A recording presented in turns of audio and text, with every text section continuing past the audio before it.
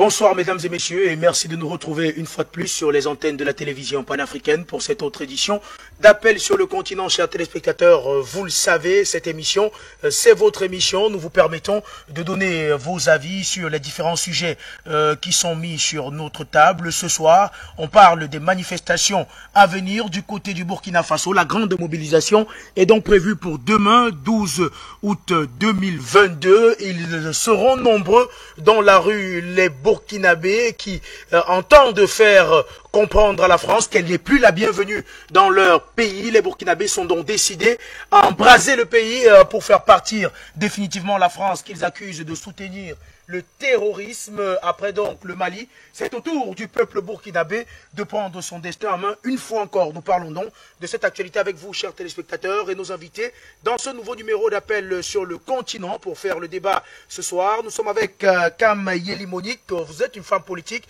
Vous avez été d'ailleurs candidate à l'élection présidentielle du côté du Burkina Faso. Bonsoir et bienvenue.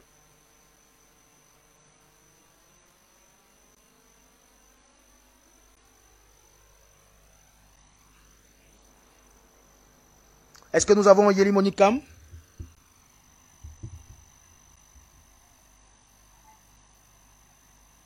Bonsoir. Bonsoir, chère madame. Je suis avec vous. Merci d'avoir répondu présent à cette invitation. Bonsoir. Également avec Afrique nous ce... Média, nous sommes fiers de vous. Également avec nous ce soir, Nestor Poudassé. Bonsoir et bienvenue.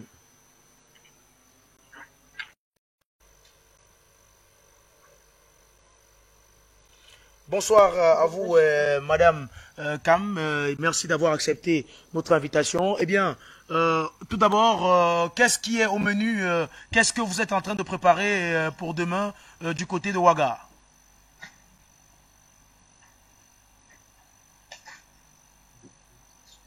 Bonsoir.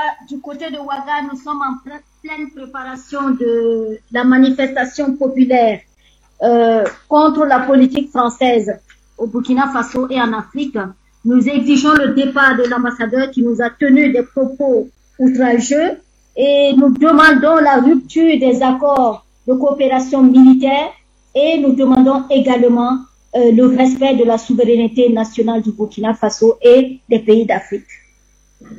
Eh bien, vous étiez d'ailleurs l'une des premières personnalités de rang, en tout cas, à réclamer le départ de l'ambassadeur français à la suite de propos discourtois à l'encontre du peuple burkinabé. Qu'en est-il de sa situation actuellement? La situation, elle est calme. Elle est calme. Mais l'opinion publique est toujours indignée contre les propos de l'ambassadeur. Et ces propos sont jugés très graves par l'opinion. Et aujourd'hui, l'opinion s'interroge sur la contribution réelle de la France depuis que notre pays est en proie au terrorisme. Et ce qui se passe, c'est que dans la forme, les propos discourtois du diplomate sont assez répétitifs parce qu'il les a prononcés au moins 3 fois. Ensuite, dans le fond, c'est que aujourd'hui, l'opinion, le peuple burkinabé s'interroge sur la responsabilité de la France, l'inefficacité des accords de coopération militaire sur lesquels d'ailleurs la France détient l'exclusivité, et ces accords datent du 24 avril 1961. En dépit de l'ancienneté de ces accords, il faut savoir que la France n'a pas pu empêcher le terrorisme, et la cause remonte depuis l'assassinat du guide libyen Muammar Kadhafi et qui a déstabilisé, voilà, l'intervention de la France avec l'OTAN a déstabilisé toute la sous-région. Et aujourd'hui, le déferlement des groupes armés déstabilise également nos régions. La France doit tirer et assumer toutes les conséquences de sa mauvaise politique en Afrique aggravée depuis l'éclatement de la Libye. Qu'en est-il exactement de la position des autorités du gouvernement de transition en tout cas? Que dit le gouvernement de Paul-Henri Sandaogo Damiba en ce qui concerne l'ambassadeur français? En réalité, nous avons été les premiers, hein, moi particulièrement en tant que la présidente du parti politique Mouvement pour la Renaissance du Burkina, à la date du 19, lorsque les propos ont été relayés dans la presse, j'ai été la première personnalité publique qui a soulevé une protestation contre l'ambassadeur.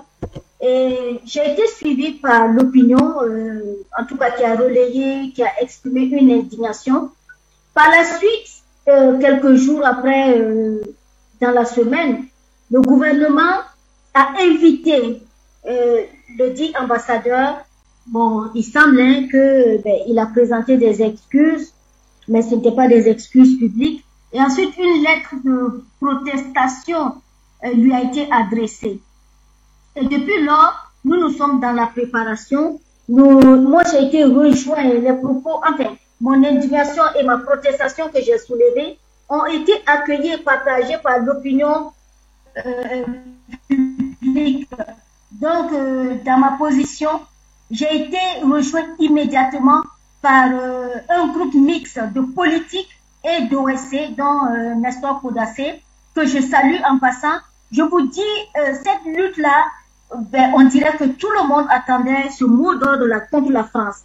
Tellement il y a aujourd'hui des faits et une colère dans l'opinion. Nous voulons nous exprimer. Nous voulons comprendre pourquoi les diplomates français nous tiennent des propos aussi outrageux. Et ensuite, nous nous interrogeons sur la contribution réelle de la France et même sa responsabilité dans l'expansion du terrorisme dans la sous-région.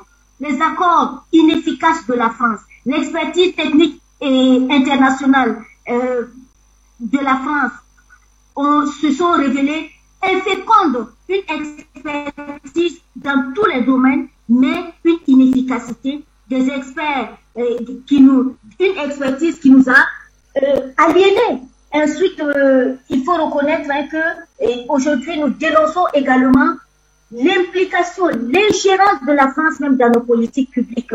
La France déploie des fonctionnaires français dans toutes nos institutions. Et cela est inacceptable, inadmissible au XXIe siècle. Nous avons été formés. Ils viennent nous voler les emplois. Ils viennent dévoyer toutes nos politiques publiques.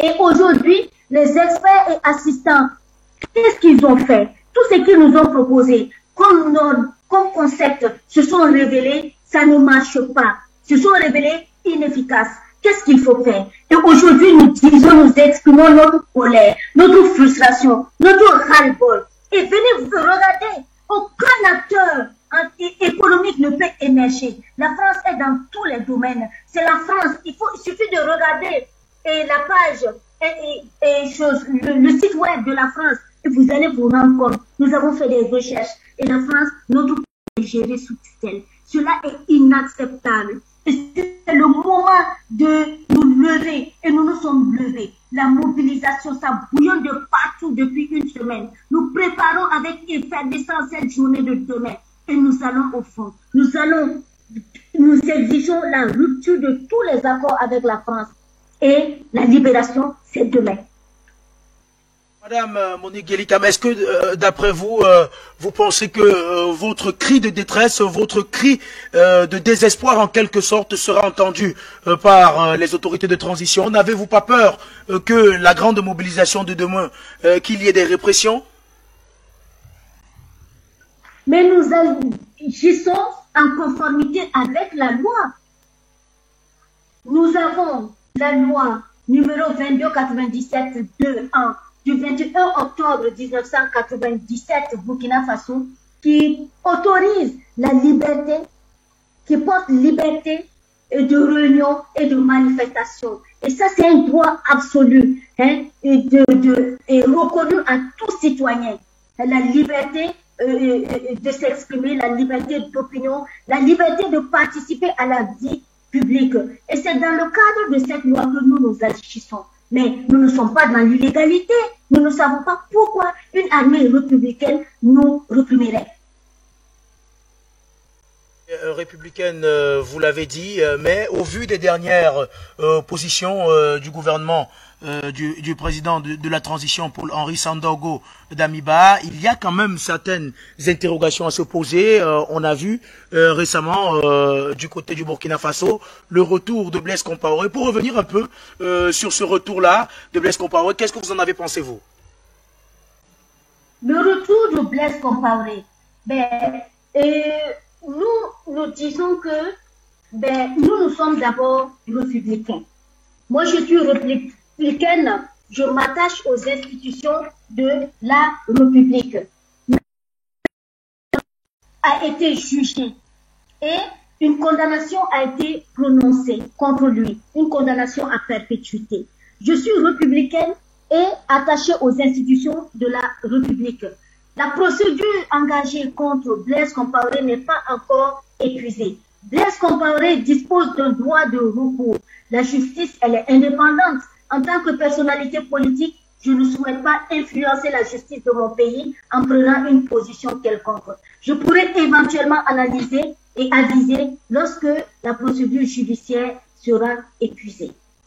Eh bien, vous avez évoqué l'aspect personnalité politique, mais s'il fallait vous revêtir de votre casquette simplement de Burkinabé, est-ce que vous pourrez dire que vous êtes en quelque sorte outré par ce retour, ou bien cet aller et retour de Blaise Compaoré du côté de Burkina Faso? Je vous ai répondu, notre aspiration principale aujourd'hui, c'est la sécurité. Voilà. Et c'est pour cela que nous devons contre toutes les politiques jugées inefficaces. Des politiques françaises qui sont là, des accords d'exclusivité qui ne nous apportent pas de solution efficace pour faire reculer l'insécurité. Et c'est notre indignation. Eh bien, en ce qui concerne... C'est le sujet qui nous préoccupe. En ce qui concerne le M30, Monique Yelikam, combien de partis politiques vous ont rejoint dans cette grande coalition-là? Cette coalition, il faut savoir que elle vient de se mettre en place. Et elle a été spontanée. Et cette coalition est une accélération, en fait, de tout l'engagement patriotique des Burkinabés. Cet engagement qui veut aujourd'hui une libération et plus d'espace de souveraineté pour agir et lutter efficacement contre l'insécurité. Aujourd'hui, nous estimons la mobilisation presque totale. Tous les partis politiques nous ont appelés, nous ont encouragés. Et une coalition n'est pas forcément formelle, c'est une adhésion à un mot d'ordre. Et nous l'avons. Et nous estimons aujourd'hui une centaine de partis politiques nous ont rejoints. Quant aux OSC, on ne peut pas les dénombrer aujourd'hui. Parce qu'il y a plus de 16 000 OSC reconnus au Burkina Faso. Nous ne pouvons pas les dénombrer tellement il y a de l'effervescence, un bouillonnement autour de cette activité-là. Et demain, vous verrez, la mobilisation est au rendez-vous. La France dégage du Burkina et de l'Afrique. Merci à vous, Monique Yelikam. On va à présent retrouver James Dembélé, qui est justement membre de cette coalition M30. Eh bien, de votre côté, même si vous deux faites partie de cette coalition-là, comment est-ce que vous faites le tri pour éviter de tomber dans le piège, les éventuels pièges qui pourraient vous être tendus? On le sait, généralement, dans ce genre de grande mobilisation, il y a toujours des infiltrés. Monique Yelikam le disait il y a quelques instants, de nombreuses OSC, les organisations de la société civile ont rejoint votre combat dernièrement lors d'un sommet qu'on ne va pas citer du côté de la France. On a vu également de nombreuses OSC qui ont participé à ce sommet avec Emmanuel Macron, qui vous dit que les OSC qui sont financés par la France ne vont pas également participer à la grande mobilisation de demain, peut-être pour la saboter. Oui, ça c'est une très belle question. Merci vraiment de me donner la parole. Je profite également vous dire que Afrique Média, c'est une chaîne qui m'a beaucoup accompagné durant ma jeunesse. Je croyais pas un jour m'exprimer sur cette chaîne. Alors je dis Dieu merci et merci à vous également. Alors la question, elle est la bienvenue vraiment parce que aujourd'hui, la France, quoi qu'on dise, elle a aussi ses supporters, et elle a des gens toujours derrière elle. Et il y a des gens qui sont guidés pour ça, mais de toute façon, la bonne nouvelle, c'est que au niveau de Bobo Dioulasso, nous, on a pu avoir l'autorisation. Donc, on va faire venir la gendarmerie et même les pancartes seront vraiment surveillées et il y aura de la sécurité. Même après cette émission, on a encore une autre rencontre pour ficeler les dernières tâches. En tout cas, côté organisation, il n'y aura pas de faille puisque on s'attendait, donc il fallait vraiment être très prudent et s'éloigner de toutes ces personnes indésirables.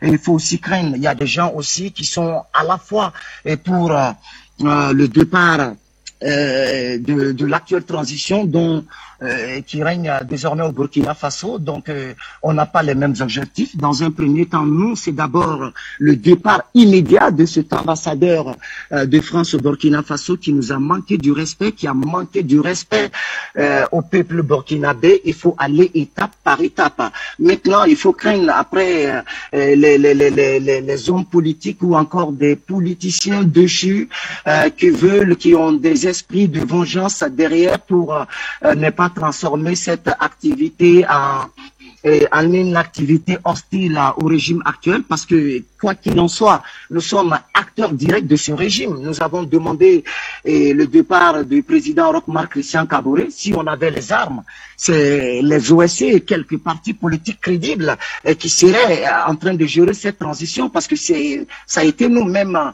et Madame Yéli qui vient de parler tout à l'heure, elle a appelé l'armée à prendre ses responsabilités, même si après, Madame Kam est dessus de l'armée. Mais pour l'instant, notre but de demain, c'est pas pour demander le départ d'un président, c'est pas pour un parti politique qui veut encore se rétablir au pouvoir et aucun Français ne serait toléré. En tout cas, l'action n'a rien contre les citoyens français. On n'a rien contre les citoyens français. Le problème, c'est le système français, la politique France-Afrique qui n'a cessé de sucer notre sang, cette politique assassine qui n'a rien apporté à l'Afrique. Une chose est claire, nous sommes presque à la fin, c'est sûr. Aujourd'hui, la majorité partie des Burkinabés sont... Les problèmes du Burkina Faso, c'est dû à cette alliance, cette collaboration éternelle avec l'ancienne qui est la France. Eh bien, James Dembélé, à vous entendre, est-ce à dire, est-ce que on a donc, vous pouvez confirmer, parce que Monique Elikam le disait, une coalition a vocation à recueillir le plus grand nombre de personnes, surtout dans votre cas actuel, surtout pour le combat que vous menez. Certains qui ne sont pas membres d'une OSC particulière, qui ne sont pas membres d'un parti politique, des Burkinabés peuvent vouloir décider de venir participer à cette grande mobilisation, mais ont très souvent peur de la répression. Est-ce que vous pouvez donc garantir à ceux-là qui souhaitent se greffer à votre mouvement que toutes les mesures de sécurité seront prises demain pour permettre à ce que cette mobilisation se passe dans le calme? Oui, absolument. On avait d'abord approché la gendarmerie qui, par manque d'effectifs, nous a fait savoir qu'il n'y avait pas assez d'hommes pour assurer notre sécurité. Et donc, du coup, à l'heure où je vous parle, mon camarade de lutte, Nestor Poda, est au niveau de la police municipale pour avoir leur accord pour sécuriser la marche. Le plus important, c'était l'autorisation. Parce que depuis l'arrivée du président Roch-Marc Christian Kaboré, aucune organisation de la société civile n'a eu l'autorisation de manifester et d'exprimer quoi que ce soit, à part lors de la tuerie de Yirgou, où le collectif contre l'impunité a eu une autorisation de marche. Hormis ça, tout on a fait comme Mars a été interdit par le régime de fond. Donc du coup, c'est peut-être ce qu'il pouvait craindre si notre initiative avait pour but de s'en prendre à cette transition présentement. Et pour l'heure, en tout cas personnellement, et avec mes camarades de lutte, c'est pas ça qui est au rendez-vous. On va pas quand même à chaque attaque changer de président. Sinon, le Burkina Faso entre 2016 à 2022, on aurait plus de 2000 militaires. Merci à vous, cher James Dembélé. Je reviens vers vous, Monique Yelikam. Qu'est-ce que vous pouvez répondre à ceux-là qui disent ne pas comprendre le sens de votre mobilisation et le sens de votre combat? J'avoue qu'aucun Africain aujourd'hui, aucun Burkinabé ne peut dire qu'il ne comprend le sens de notre combat. Notre combat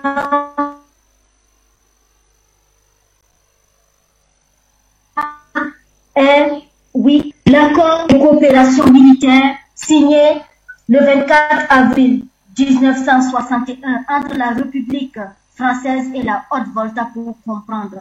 Lorsqu'on lit cet accord et on le compare aux clauses de la résolution 1514 de l'ONU qui octroie l'indépendance complète, totale, intégrale d'État au pays ex-colonie de la France, la différence, elle est nette. Cela veut dire que dans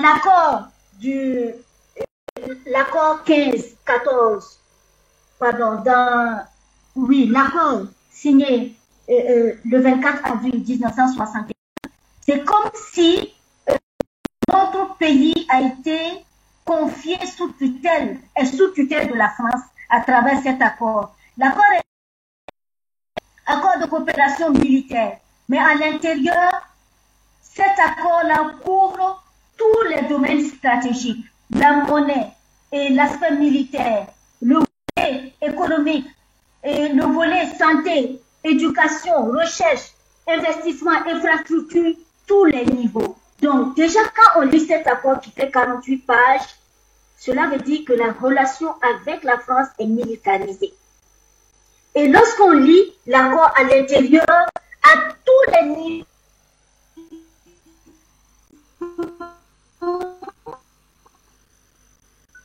il est fait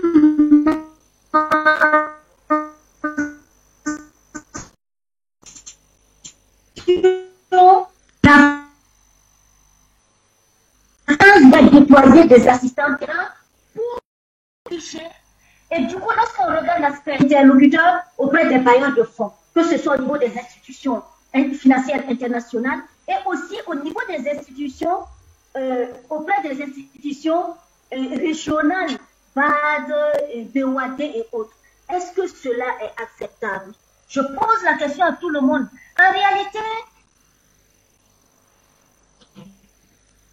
nous avons fait, c'est sur la page, c'est pas une propagande. Notre démarche, nous la menons depuis plus d'une année. Nous avons résumé tous les documents, les différents accords et aussi même des accords avant les indépendances. Cela veut dire nous avons résumé la charte de l'impérialisme, les 12 commandements du colonisateur, et nous avons résumé l'accord de défense, enfin l'accord de coopération militaire du 24 avril 1961, et ensuite nous avons résumé la résolution 1514. Lorsque nous les lisons, c'est assez clair. Nous n'avons pas la liberté de choix. Nous avons un seul partenaire dominant qui est dans tous les secteurs, qui intervient dans tous les secteurs, dans toutes nos politiques, qui gère nos politiques. Donc, du coup, nous sommes dans une situation où notre souveraineté a été dévoyée. Notre pays est en sous-traitance. Voilà. Et cela est inadmissible. Les populations ont compris. Il faut savoir que les populations sont éclairées. Et moi, je ne suis pas d'avis sur le fait que aujourd'hui, il y a des gens encore qui ne comprennent pas. Et tous, ils comprennent. Maintenant, voyons les enjeux. Il se trouve qu'il y a des traites, des valets locaux, des complices, des corrompus, des apatrides qui vivent au milieu de nous. Et ce sont nos frères. Ils ont intérêt directement avec la France. Ils ont des engagements avec la France. C'est eux qui n'ont pas construit les hôpitaux pour nous. Ils se soignent en France. Les enfants étudient en France. Ils ont des investissements en France. En fait, qu'est-ce qui se passe? Ils sont là, ils protègent que leurs intérêts. Parce que s'ils lèvent le doigt et ils dénoncent ces accords que nous dénonçons aujourd'hui, ils prennent position ouvertement, on va leur sortir un dossier en France et dire bien mal acquis. Leurs intérêts personnels seront menacés. Et c'est pourquoi aujourd'hui, nous prônons un renouvellement de la classe politique. Nous voulons faire émerger parmi ces jeunes-là de la société civile et aussi dans les partis politiques aujourd'hui, il y en a, nous allons faire émerger une nouvelle classe d'hommes politiques et de femmes politiques. Nous voulons aujourd'hui des personnes qui n'ont pas d'intérêt avec l'étranger. Nous voulons aujourd'hui copier des modèles et il en existe des modèles de patriotisme et d'intégrité. Je vous prends l'exemple du président de la Chine. Le président de la Chine ne peut pas se soigner à l'extérieur. Il ne peut pas, son enfant, sa famille ne peut pas étudier à l'extérieur. Est-ce que vous voyez, il n'a pas d'investissement, ni privé dans son pays, ni à l'extérieur. Il est là, il sert que l'intérêt de son peuple, la Chine. Et aujourd'hui, nous voulons des dirigeants qui ont ce profil-là. Des dirigeants intègres, patriotes, qui ne pensent qu'à l'intérêt supérieur de la nation et qui sont aux affaires que pour servir l'intérêt supérieur de la nation. Et nous devons travailler pour cela. Et nous voulons donner l'exemple. Même si nous ne parvenons pas à accéder aux positions opérationnelles pour changer les choses, mais nous allons faire émerger des hommes et des femmes intègres qui vont aller à la conquête du pouvoir, qui vont accéder aux hautes fonctions pour impliquer et pour appliquer des lois, pour réformer le pays et gouverner avec intégrité dans l'intérêt supérieur de la nation. Merci à vous, Monique Yelikam. James Dembélé, je vous retrouve à présent. On a beaucoup parlé de la responsabilité de la France dans la quasi-totalité des problèmes qui minent le Burkina Faso, mais il est aussi important de dire que tout n'est pas de la responsabilité de la France. Il y a également des Burkinabés, des hommes politiques du côté du Burkina Faso qui ont participé à cet état de cause. Au fait, comme on le dit, la France n'a pas d'amis, la France n'a que des intérêts. Vous m'excusez du terme, pour moi, la France est une garce assez infidèle qui sort d'homme à homme le plus offrant. Donc, c'est comme ça. Les hommes politiques sont très souvent manipulés par la France. On ne va pas refaire l'histoire. On se rappelle tous ces chefs d'État qui ont dit non à la France. On connaît ce que la fin a donné. Thomas Sankara, Sékou Touré, pour ne citer que ces deux-là. Donc, il nous appartient aussi de faire la pression sur nos dirigeants. Après tout, c'est eux qui ont encore l'audace de signer ces accords, ces accords vraiment pathétiques qui finissent par punir le peuple. Donc, on va pas, parce que ici, on peut parler, on peut faire tout ce qu'on veut, mais est-ce que le petit Macron qui est en France là-bas, est-ce qu'il nous attend? Donc, à une certaine période, il est clair, vous avez tout à fait raison. Et s'il n'y a pas de résultat, nous allons demander des comptes à ceux qui nous dirigent.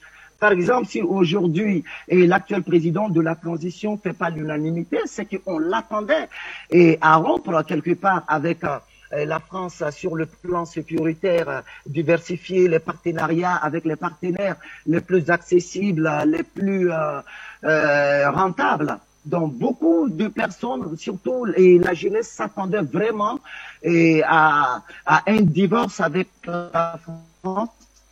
Malheureusement, Damiba, quand il nous reçoit les leaders d'organisation de la société civile, il nous le dit clairement, moi, je ne suis pas un révolutionnaire. À partir de ce moment, on était dessus. Il dit, il est venu pour sauvegarder et pour restaurer. Il n'y a pas de souci. De toute façon, et désormais en Afrique francophone, aucun chef d'État ne pourra gagner des élections si tu n'as pas une politique claire vis-à-vis de la France, c'est clair. Aujourd'hui, si l'opposant sénégalais est en train de faire des scores hallucinants, spectaculaires, c'est dû plutôt à cette position vis-à-vis de l'ancienne colonie qui n'a jamais lâché l'Afrique. Donc, un homme politique aujourd'hui qui prétend gagner des élections, tant que tu ne vas pas nous promettre un divorce avec la France, ça sera super compliqué parce qu'aujourd'hui, même nos parents du village, certains qui sont jamais arrivés en ville, sont unanimes que la France est derrière le terrorisme. Peut-être qu'ils ont tort, peut-être que c'est pas vrai, mais toujours est-il que c'est ainsi que la majorité on pense aujourd'hui. Parce qu'on n'avait pas de problème au Burkina Faso. Depuis qu'on a découvert quelques mines, c'est parti et puis l'insécurité s'est installée. Et voilà, les gens se posent pas mal de questions. Et quand on regarde, en plus de cela, cette monnaie coloniale qui vraiment, qui nous bloque, qui nous empêche, il est temps, franchement, hein, il est temps, et de rompre avec cette France-Afrique.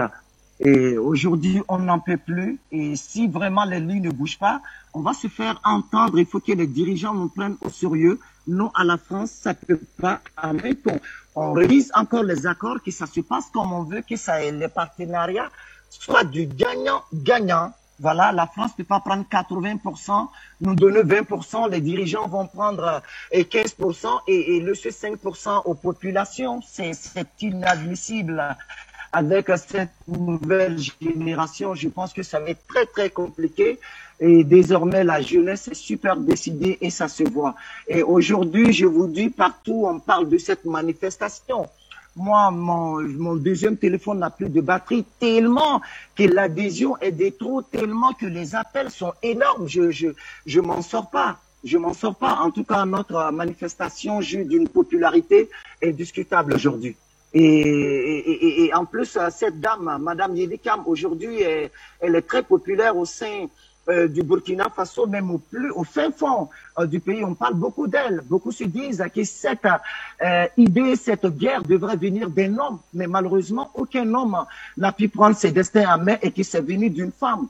Donc, les populations sont très fières d'elle aujourd'hui. C'est pas pour lui jeter des fleurs. C'est un fait, c'est une réalité. Et on espère et qu'elle le fait avec conviction, parce que souvent les hommes politiques ont des discours lorsqu'ils sont pas aux affaires. Faut pas qu'après, quand on va l'appeler pour être ministre de l'économie, ministre de je ne sais quoi, que Monique Yam aussi nous tourne les dos. Voilà. En tout cas, pour l'instant, elle fait l'unanimité, elle a une popularité incroyable. Merci à vous, James Dembélé. Eh bien, Monique Yéli Kam, je vous retrouve une fois de plus avec James Dembélé. Venez d'évoquer le fait qu'il serait difficile pour un président dans votre pays de marquer véritablement la rupture avec la France. Il a dit aucun président ne peut gagner une élection en faisant la rupture avec Paris. Comment on peut expliquer ça? Comment expliquer que des années après l'assassinat de Thomas Sankara, on sait dans quelles conditions il a été assassiné, que le Burkina Faso, qui porte d'ailleurs le nom de pays des hommes intègres, n'a pas pu offrir un nouveau Thomas Sankara à l'Afrique? Alors, je vous explique. Aujourd'hui, nous sommes au stade où la population veut prendre son destin en main. Elle l'a déjà pris. La population a pris conscience. Donc, ma foi réside pas aux hommes politiques, même moi, mais au peuple qui va contraindre les hommes politiques à agir dans leurs intérêts. Et nous sommes dans une lutte de survie. Nous n'avons pas le choix que de changer de politique. Et les hommes politiques n'ont pas le choix que de faire la volonté du peuple, de marquer la rupture avec la France. Et je m'en vais vous dire, si cette lutte que nous menons est irréversible, parce que si nous ne la menons pas, si nous n'allons pas au combat diplomatique, les hommes armés, les groupes armés viendront nous déloger de nos maisons ici en ville. Nous avons perdu plus de 50% du territoire et c'est inadmissible pour le pays de Thomas Sankara.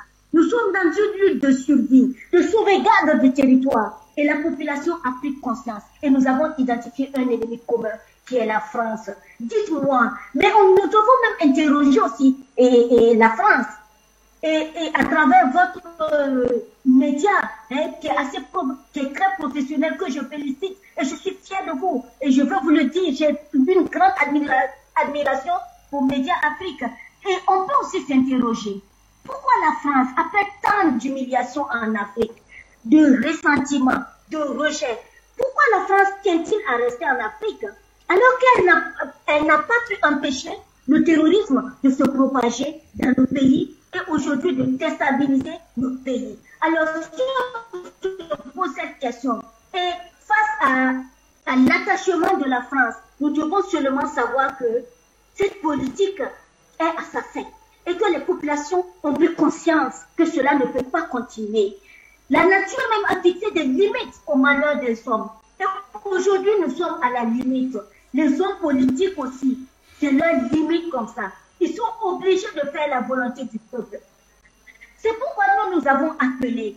Nous avons fait des civilités avant d'engager ce combat-là. Nous avons fait des civilités à toutes nos autorités, à toutes nos notabilités, à commencer par le président Paul-Henri Sandaogo. Nous l'avons appelé à rejoindre le peuple, à se rallier au peuple qui est en lutte contre la politique française au Burkina Faso et en Afrique. Et il faut savoir que aujourd'hui nous sommes obligés, nous sommes dans une lutte de survie. Et il n'y a pas à s'interroger, à s'inquiéter, à se faire des doutes qu'un homme politique peut aujourd'hui se maintenir au pouvoir. Pourquoi autant de coups d'État? Demandez-vous. Cela veut dire que le peuple a compris que c'est lui qui détient le pouvoir et est en train de sanctionner les hommes politiques. Donc pour la stabilité des pays, les dirigeants seront obligés de faire la volonté du peuple et de rompre avec la France. Nous allons pousser la France hors d'Afrique à partir de demain. Nous allons écrire l'histoire au Burkina à partir de demain. Merci à vous, Monique Yelikam. James Dembélé, Paul-Henri Sandaogo Damiba, est-il l'homme de la situation, l'homme qui permettra au peuple burkinabé de faire partir la France? Parce qu'il faut dire qu'en plus de la volonté du peuple, il faut que l'homme qui soit à la tête du pays ait la volonté de suivre le mouvement du peuple. Est-ce que vous pensez, James Dembélé, que le président Paul-Henri Sandaogo Damiba est l'homme de la situation? Pour être franc avec vous, je crois pas. Paul Damiba, peut-être il va pouvoir sauvegarder la patrie, restaurer, je ne sais pas s'il aura le temps de faire une restauration, mais pour moi, Damiba est l'un des valets locaux de la France parce qu'il est écrivain, il a écrit un ouvrage dans lequel il fait l'apologie de la France, il vante les mérites de la France. Concernant un divorce avec la France, de toute façon, il nous l'a dit, et quand il est venu nouvellement au pouvoir, je ne suis pas révolutionnaire. Et même quand on a rencontré ses camarades, ses plus proches collaborateurs, ils nous ont vanté la France. Ils ont dit, on a fait notre formation en France, et la France, elle le forme bien. La France a une bonne armée, disciplinée. La France n'a pas de mercenaires. C'est pas de... Donc, quand je pense à ces discours, il faut pas se voiler la face à Damiba. Non, non, non. Le divorce ne viendra pas de cet homme. Cet homme est de cœur avec la France. Et toute la France, ça j'en suis convaincu. Maintenant, après, si on a des élections en 2025, il sera impossible pour un candidat qui va nous dire que si je suis président, je vais rester avec la France, ça va pas passer. Et aujourd'hui, la jeunesse a besoin de quelqu'un, d'un révolutionnaire, quelqu'un qui va dire non à la France. Voilà. Et quand on dit non à la France, ça ne veut pas dire qu'on dit oui à la Russie. C'est ça aussi c'est ça qui fait l'amalgame aussi sur certaines personnes. Bah, parce que quand on parle de souveraineté, la souveraineté militaire, elle est très importante. Si on dépend de la France, après on doit dépendre de la Russie, moi je suis pas d'accord avec ça. Il va falloir bien armer notre armée avec des armes redoutables, efficaces, et mieux organiser l'armée parce que la souveraineté, elle est aussi militaire. Voilà, donc tous les hommes politiques aujourd'hui au Burkina Faso sont en train de réfléchir parce qu'il y a des partis panafricanistes qui sont en train et d'être créés. Ils ont compris aujourd'hui que la jeunesse veut vraiment quelque chose de très différent, quelque chose de très propre. On a compris. Ça fait 60 ans ce système. Le système du blanc ne va jamais changer le monde. Que ce soit le capitalisme, le socialisme, je ne sais quoi encore, le libéralisme, c'est pas la solution à l'Afrique. Nous devons avoir une politique propre à l'Afrique, une politique qui tient en compte des aspirations du peuple, une politique qui va travailler uniquement pour le peuple, qui va se mettre au service du peuple. C'est de ça qu'il s'agit aujourd'hui. Donc, les candidats panafricanistes au Burkina Faso auront une longueur d'avance sur les autres, à commencer par Madame Yelika ce soir. Je sais que si elle n'a pas eu de grands scores aux élections précédentes, et cette fois-ci vraiment, elle a beaucoup de chance vraiment pour être une candidate très sérieuse. Merci à vous, James Dembélé. On va donc prendre à présent la direction du Standard pour permettre également à nos téléspectateurs de participer à l'édition de ce soir. Nous sommes au Standard avec Jean qui nous a rejoint. Jean qui est notre premier appelant. Bonsoir et bienvenue, Jean. Bonsoir.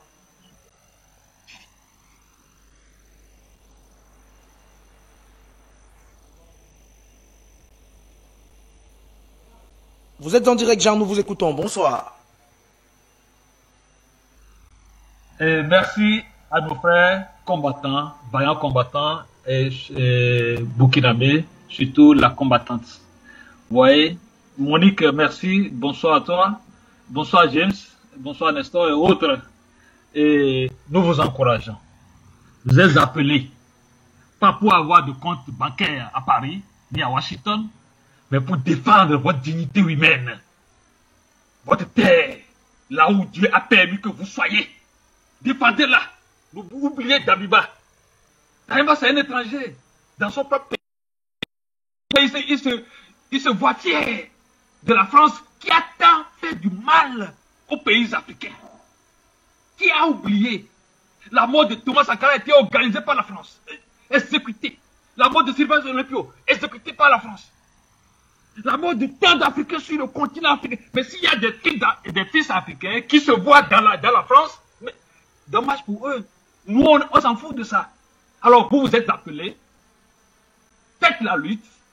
Ce n'est pas pour gagner de l'argent, mais pour votre dignité, pour votre existence, pour votre histoire. Écrivez votre histoire. L'argent n'écrit pas l'histoire des humains.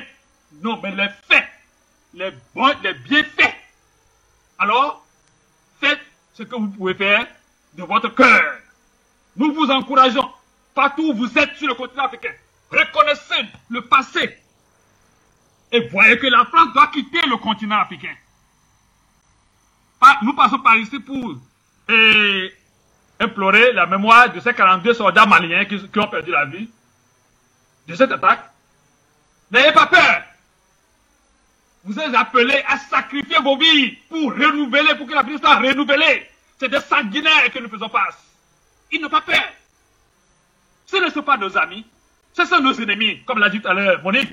C'est bien dit, ce sont nos ennemis. Ça, il faut reconnaître cela. La France est l'ennemi de l'Afrique. Si les gens ne le savent pas, tant pis pour eux. Laissez-les. Laissez-les. S'ils ne payent pas, leurs enfants paieront. Tout ce que nous faisons sur la terre sera payé. Si tu fais le bien, tu seras payé par le bien. Regardez, qu'est-ce que Blaise Compaoré a pu retenir, a dit, la vie que Blaise Compaoré a donnée au Burkina, après avoir accepté assassiner son ami. Qu'est-ce qu'il a gagné? Dites-moi. Il a gagné quoi? Le ciel, les gratte-ciel et après. Mais il y a un compte à rendre quand même. N'ayez pas peur. Boutez la France dehors. Et ces industries, on va lui demander le compte après. N'ayez pas peur. S'ils ne le font pas, nos enfants le feront. On va juger cela. Ils vont nous rendre compte. Pour tant de mal qu'ils continuent de faire exécuter sur le continent africain. Que Dieu vous bénisse. Soyez éclairés. Courage à vous. Nous sommes en guerre. Merci. Merci à vous également, cher Jean. À votre suite, nous avons Jamal qui nous a rejoint également. Bonsoir et bienvenue.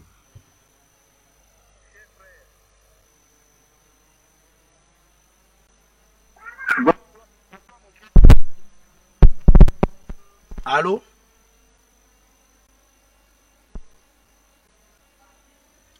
Allô?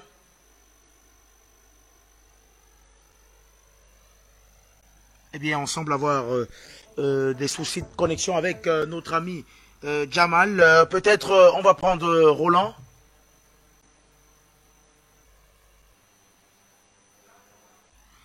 Bonsoir et bienvenue, cher Roland. Bonsoir. Eh bien, nous avons malheureusement perdu Jamal, mais notre ami Roland également vient de nous rejoindre. Bonsoir et bienvenue, Roland. Bonsoir.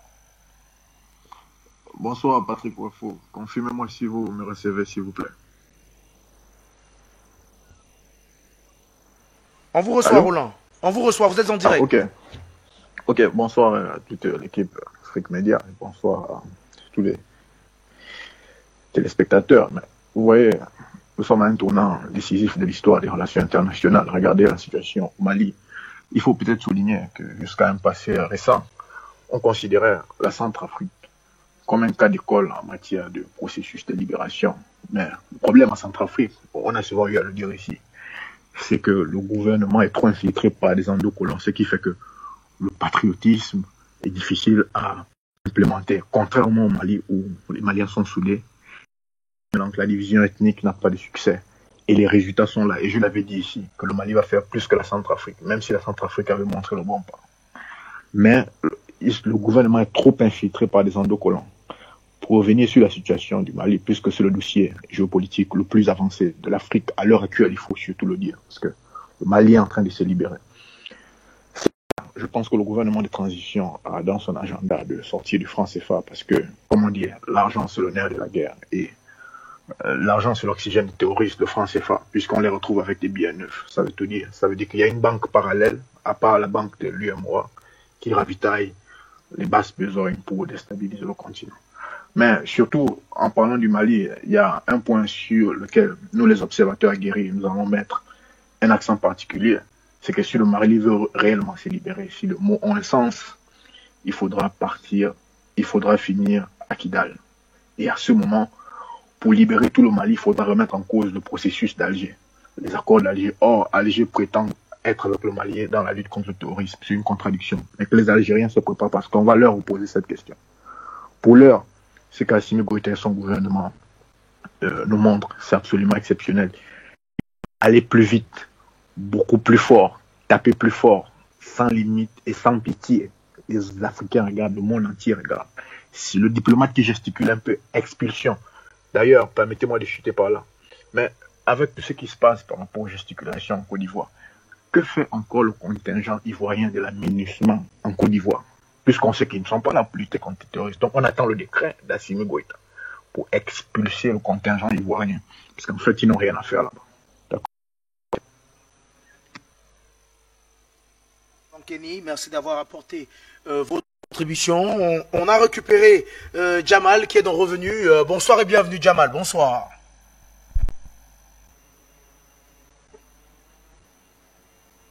Bonsoir.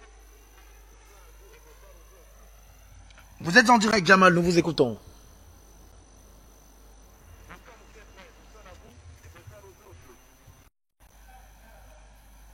Bonsoir mon cher frère, bonsoir à vous. Et bonsoir aux autres.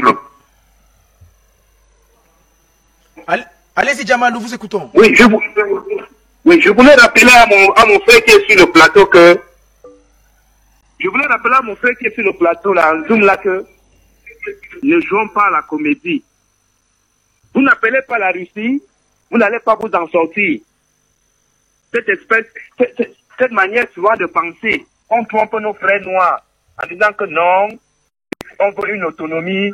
Il faut une autonomie, ça dit que comme le Cameroun est libre de manager avec n'importe qui, d'avoir n'importe quel partenaire, mais d'avoir des alliances sûres et 100% avec la Russie. Oh, la Chine, pour moi, c'est un pays qui fait son commerce. La Chine, à tout moment, peut vous lâcher par rapport à ses intérêts commerciaux, mais militairement, pour que vous soyez fort, pour que, par exemple, le Cameroun soit fort, qu'elle commence à fabriquer ses propres armes, qu'elle commence à fabriquer ses munitions.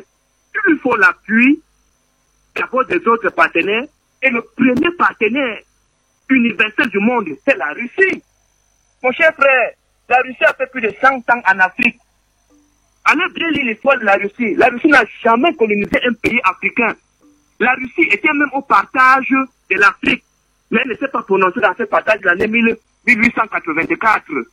Donc, soyons honnêtes envers nous. Si le Mali s'en sort, c'est grâce à la Russie. Si le Cameroun s'en sort, c'est grâce à la Russie et grâce à la Chine. Même les vétos que la Russie et la Chine essaient de mettre aux Nations Unies, c'est grâce à eux que nous, peuple noir d'Afrique, nous en sortons. Sans ça, nous serons étouffés avec l'Angleterre, la France et les États-Unis. C'est la même famille avec un groupe de Juifs.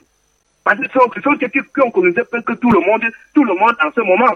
Donc, si vous voulez faire votre petit jeu-là, pour dire que non, Damiba, il est l'ami des Français, et vous allez marcher pour demander qu'à la France fasse cette comédie. Vous allez droit au but. Ça veut dire que, au sein du Burkina, je crois qu'il y a 14 militaires qui sont morts. Oui, ça ne vous dérange pas, mais moi, ça me dérange. C'est le désert. Mes propres frères sont en train de mourir, qui sortent du nord de l'Afrique, pour prendre le désert, pour chercher à entrer en Europe. Vous ne voyez pas cette image. Donc, bravo, ma chère sœur. Il faut que Damiba parte. Ce n'est pas un sentiment. Et afin que vous ayez la Russie pour pouvoir chasser complètement la France comme le Mali. C'est valable pour la Centrafrique. Ne voyez pas les gens. Vous voyez les classes en Hong Kong, vous voyez les classes en Taïwan, en Indonésie. Mon cher frère Wabo, je vous ai entendu faire un débat sur l'économie. Il y a un qui se plaignait en disant que, oh, pourquoi est-ce que la Chine est venue construire sur le palais de quoi là de l'Union africaine. Il a fallu que les Africains. Mon cher frère, allez en Malaisie, en Indonésie, au Cambodge, au Laos, tous ces gratte-ciels-là sont conçus par des compagnies. Vous allez voir des compagnies australiennes, vous allez voir des compagnies américaines, vous allez voir des compagnies asiatiques, vous allez voir toutes sortes de compagnies. Mais c'est le cahier des charges qu'il faut respecter. Il faut une vigilance. Même toi qui es assis là, qui es assis, mon cher frère, si tu veux aller construire en Chine, les Chinois vont te donner l'espace, mais ils vont tout contrôler. Donc ça veut dire que aucun pays au monde ne s'est développé seul. Donc la relation avec la Russie et la Chine, c'est une relation que nous ne devons pas la perdre. Ça veut dire que si la Russie a attaqué ou la Chine a attaqué, il faudrait que nous comprenions, nous, peuple noir, nous devons aller les sortir de leur situation. Nous devons aller en guerre contre la France, l'Angleterre, les États-Unis, et tous, qu'ils soient arabes blancs, qu'ils soient arabes blancs ou européens, c'est la même famille. Donc revenez sur table et poursuivez la Russie pour pouvoir vous libérer. Sans ça, vos manifestations-là n'auront aucun résultat dans la bougade. Merci à vous, cher ami Jamal, d'avoir apporté votre contribution également. On va rester au standard pour prendre peut-être notre appelant.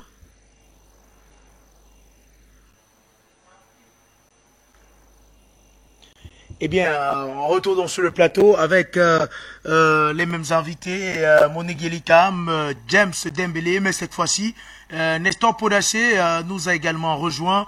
Bonsoir et bienvenue, cher Nestor. Bonsoir à mes co-panélistes, bonsoir à mon frère James, bonsoir à ma maman, bonsoir à tous les techniciens et bonsoir au PDG d'Afrique Média. Je salue tous les Africains ainsi que ceux qui sont en Afrique et ceux qui sont à la diaspora. Merci à vous, cher Nestor. Également avec nous, qui nous a rejoint en cours d'émission, c'est le général du peuple malien, Issa Diawara. Bonsoir et bienvenue. Bonsoir Junior, bonsoir à tous vos invités. Nestor, comment vas-tu? Le moral est bon, j'espère. Donc, tenez bon, vous avez mon soutien. Si tu as besoin de moi, je suis volontaire. Donc, je salue tout le monde. Et Junior, ça fait quelques jours, j'étais en mission. Donc, je suis bien arrivé, je suis de retour. Donc, merci. Merci à vous, cher ami Issa Diawara. Et Nestor Podacé, on évoquait la grande mobilisation de demain pour réclamer le départ de la France. James Dembélé a dit il y a quelques instants que le fait de réclamer le départ de la France ne veut pas dire forcément que le Burkina Faso va s'allier à la Fédération de Russie. Je suppose qu'il disait que le Burkina Faso ne compte pas être inféodé à la Fédération de Russie. Mais est-ce que le Burkina Faso peut faire face à toute l'adversité qui lui est proposée aujourd'hui sans un partenaire solide? Bonsoir à tout le monde d'abord. Bon, ce que mon camarade a dit, je pense, et je pense que c'est son analyse qu'il a donnée. Quand il dit, quand le Burkina et la France va partir, le Burkina ne va pas s'imposer à la Russie. Cela ne veut pas dire que la France, on remplace 1 mètre par 1 mètre. Non. Il veut dire le Burkina doit signer des accords libres avec qui il veut, comme il veut, avec pour les intérêts du peuple burkinabé. Ça ne veut pas dire qu'aujourd'hui, personne ne peut évoluer seul. Ce n'est pas possible. Même les États-Unis ont besoin des autres. Même la Russie a besoin de l'Afrique. La Chine a besoin de l'Afrique. La France elle-même a besoin de l'Afrique. Mais c'est le comportement de la France qu'on ne veut pas. Raison pour laquelle nous avons dit France out. Et que tous les accords soient dissous et résiliés. Maintenant, si la France veut la coopération avec le Burkina Faso, ce sera des accords bilatéraux gagnant-gagnant. C'est la même chose pour la Russie, c'est la même chose avec la Chine, c'est la même chose avec les autres pays qui vont vouloir coopérer avec le Burkina Faso. Donc ça ne veut pas dire qu'on remplace 1 mètre pour le remplacer par 1 mètre, mais nous voulons notre souveraineté à nous. Une fois que nous sommes souverains, nous pouvons maintenant négocier les accords partenariat avec qui nous voulons, comme nous voulons, dans l'intérêt du peuple burkinabé. Moi, c'est ce que je comprends dans ce qu'il dit. Peut-être qu'il a été mal compris, je ne sais pas, mais c'est ce que moi je pense. Sinon, partenariat exclusif avec la France, comme nous le sommes aujourd'hui avec le Burkina Faso, nous ne pensons pas qu'il faut faire un tel partenariat avec d'autres pays, soi-disant les grandes puissances. Parce que les grandes puissances, c'est comme un homme quand il fait la cour à une femme. Au départ, il est gentil. Mais quand la femme rentre à la maison, il y a certains hommes avec l'habitude, il y a certains réflexes qui perdent. Donc, nous ne voulons pas tomber dans ce charme-là. Nous voulons que le Burkina Faso s'assure. Nous voulons que le Burkina Faso soit libre. Mais pas avec la France. La France doit partir parce que la France nous manque du respect. La France nous insulte d'idiots inutiles. La France nous insulte, soit disant que nos armées sont incapables et que c'est eux qui arment les terroristes parce qu'ils laissent les terroristes venir bombarder les détachements pour prendre des armements. La France nous manque du respect en nous insultant que si nous sommes dans une guerre communautaire, alors que le Burkina ne fabrique pas d'armes, ces miliciens-là gagnent pour les armes.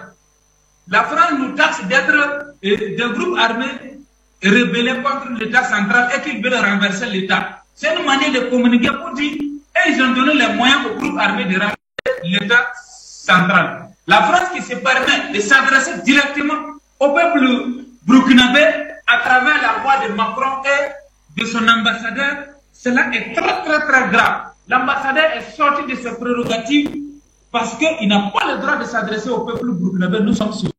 La France se permet de dire à ses ressortissants de ne pas emprunter la route Ouagadougou par la route, alors que son ambassadeur pour venir fêter le 14 juillet est venu par la route à Bobo-Dioulasso. Nous trouvons que ça, c'est pas bon. Et nous, en plus, la France permet d'indiquer des ponts à des groupes terroristes pour dire que ces ponts-là sont menacés. Si la France a des renseignements, c'est aux autorités qu'il doit dire ces informations, que non, tel endroit est menacé, tel endroit est menacé. Mais la France n'a pas le droit d'indiquer les endroits sensibles où les terroristes doivent attaquer. La France qui se dit amie, la France décolle. Je vais vous donner un exemple très récent. Le 6 août, 3 hélicoptères aéronefs ont décollé de la base militaire de Kamouessène de Ouagadougou en direction du nord du Burkina Faso. 3 jours après le 9, il y a eu une attaque. Nos soldats sont tombés en embuscade. 15 morts. Et il y a plein de témoignages dont je ne peux pas tout citer. Ça, ce n'est qu'une partie récente qui s'est passée que je vous informe comme ça. Alors, est-ce que celui-là est un partenaire? Mais c'est un ennemi.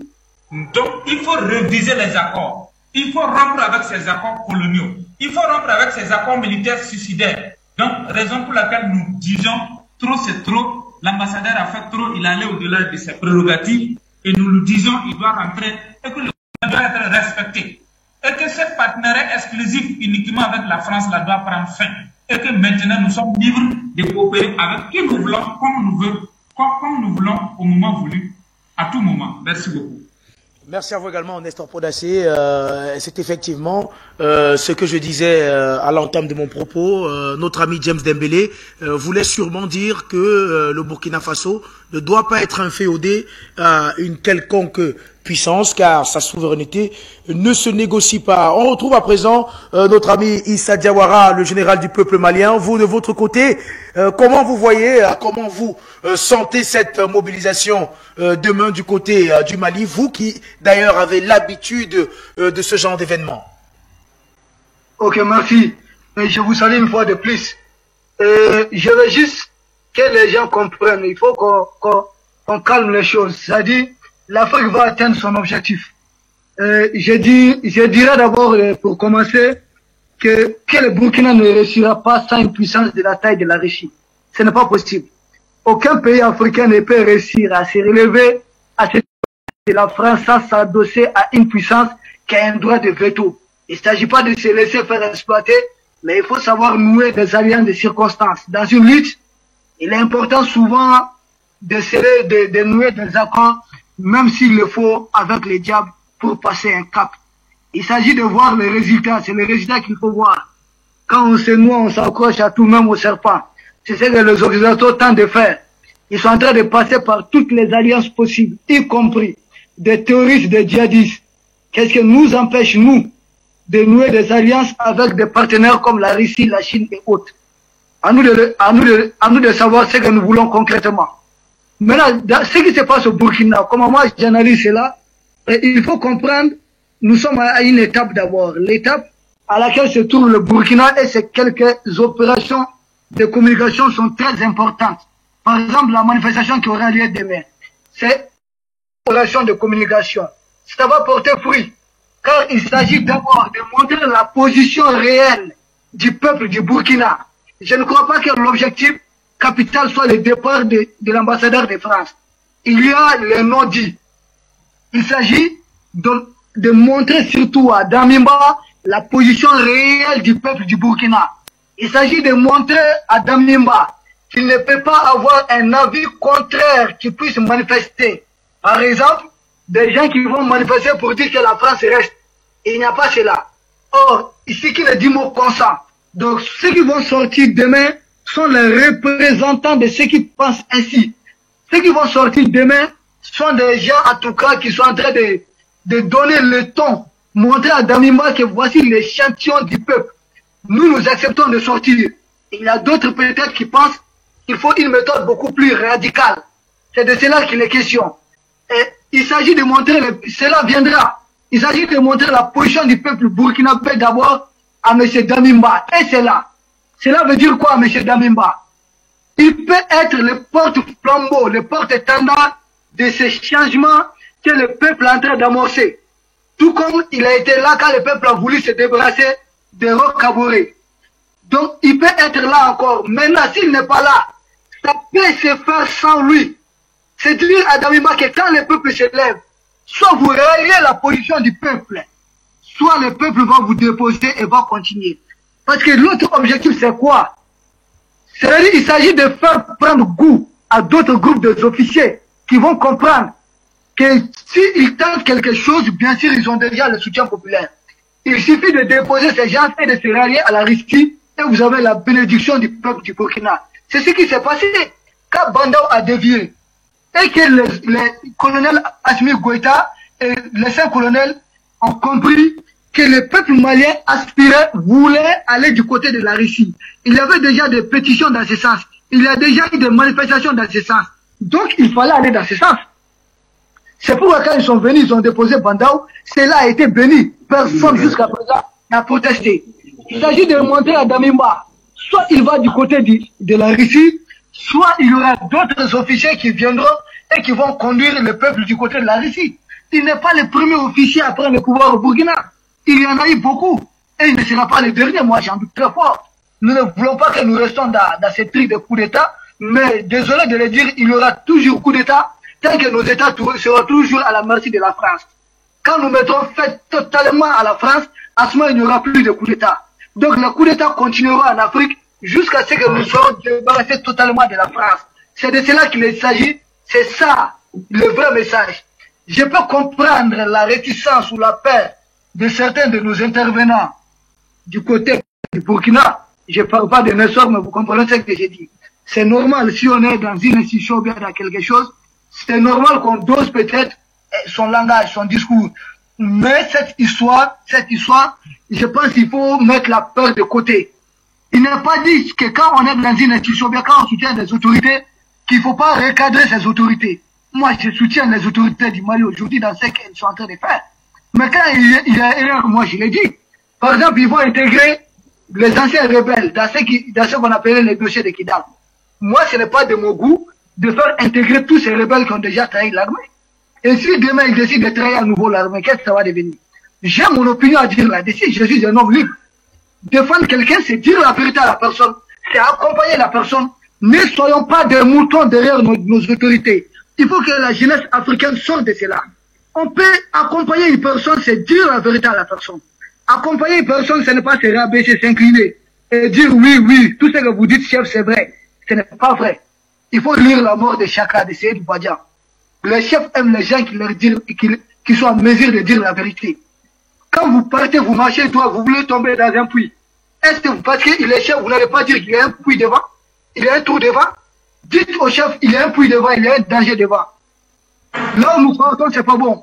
C'est de cela qu'il s'agit. Il faut que la jeunesse africaine recadre. Il faut qu'on s'assume. La peur à côté. Nous ne sommes pas des ennemis quand on dit la vérité. Le Mali, la question de Kidal, je l'ai dit, pour ceux qui disent que le Mali doit aller à Kidal, oui, le Mali va récupérer Kidal. C'est très bientôt. Avec cet accord d'Alger, c'est déjà OK. Avec le Mali, avait besoin de certains moyens de défense. Comprenez que le Mali ne pouvait pas ouvrir, je l'ai dit, je le répète, 1000 fronts à la fois, ce n'est pas possible. On ne peut pas être en guerre à la fois avec Barkhane, à la fois avec Takuba, à la fois avec G5 Sahel, à la fois avec la CEDEAO, à la fois avec la MINUSMA, à la fois avec les terroristes, à la fois avec les séparatistes. Nous serons submergés. Il faut taire certains fronts pour d'abord terminer d'autres fronts. C'est pourquoi la France se retire tout doucement. Mais ce sont derniers mois. Au mois d'août, c'est fini. Les hangars des hélicoptères de la France ont déjà été démontés. Sinon, l'attaque qu'on vient d'enregistrer, l'attaque meurtrière de Tessit, sachez, et les Maliens, nous l'avons dit de façon officielle, qu'il y a un pays étranger qui a directement combattu aux côtés des touristes. Il y a des drones, il y a les drones des pays étrangers qui ont combattu. Mais comprenez que Tessit, c'est dans la zone des 3 frontières, M. Junior. Cela prend le temps que notre armée de l'air quitte Sévaré ou Bamako pour atteindre Tessit. Ça tourne, le Mali est un pays très vaste. Plus d'1 240 000 km². Avant d'atteindre ça, ça va trouver que le drone là s'est déjà retiré. Et se retire du côté du Niger. Puisque les terroristes là sont venus massivement du côté du Niger. Et ces terroristes n'attaquent jamais s'ils n'ont pas les renseignements nécessaires. C'est la France qui dit à ces terroristes que voici le camp de Tessit, le Mali n'a que 300 hommes là-bas. Donc venez à 900 pour pouvoir les submerger. C'est de cela qu'il est question. L'Afrique est en guerre contre la France. Ceux qui comprennent que c'est le Mali qui est en guerre contre la France n'ont rien compris encore. Ils n'ont rien compris. Ce n'est pas le Mali, c'est l'Afrique. Et je dis bravo à nos frères du Burkina. Cette communication c'est bien, mais il ne faut pas s'arrêter à une seule opération. Il faut que cette opération soit multipliée. Même si Damiba interdit, c'est déjà bien. Le fait de dire simplement qu'il y a une manifestation qui a été interdite, c'est une très bonne opération de communication. Ça va faire nourrir des ambitions à d'autres officiers. Là où Damiba est là, n'importe qui veut être là-bas. Il n'est pas le seul. Il ne peut pas prendre tout un pays en otage. Il faut continuer, il faut multiplier. Ça va finir par payer. Soit Damiba va changer de position, soit il y aura d'autres qui viendront carrément changer, en tout cas, de trajectoire. C'est de cela qu'il est question. Damiba ne peut pas expulser tout de suite l'ambassadeur de France. Continuez de frapper. On dit en Bamara, Nita Dablamben Bokola. Quand vous n'arrêtez pas quelque chose, si vous insistez, vous finirez par avoir gain de cause. Insistez, le peuple burkinabé. Vous avez notre soutien, vous avez nos bénédictions. Insistez ça de votre insistance. Damiba pourra réprimer. Il sera fatigué. Plus il va réprimer, d'autres militaires vont prendre la vie et les choses vont changer. C'est de cela que les questions. Donc, luttons pour nos intérêts. Je vous remercie. Merci à vous également, Issa Diawara. On va reprendre la direction de notre ami James Dembélé. Eh bien, cher James, pour vous, au début de cette émission, on parlait vraisemblablement de rupture. La rupture avec la France n'est désormais plus négociable. Elle sera très certainement actée dans les jours, dans les mois, peut-être dans les années. La quasi-totalité du peuple burkinabé ne veut plus de la France. Mais d'après vous, étant donné la situation actuelle au Burkina Faso, la situation actuelle dans la géopolitique mondiale, est-ce que pour les autorités burkinabées ou bien le peuple burkinabé ne doit pas définitivement trancher pour choisir un nouveau partenaire en dehors de la France?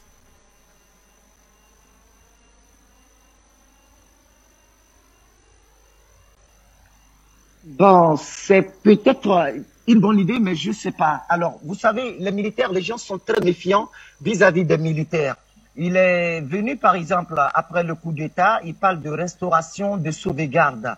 Alors, si après, il va profiter d'un changement de partenariat pour se maintenir au pouvoir, ces hommes politiques, ils sont capables de tout.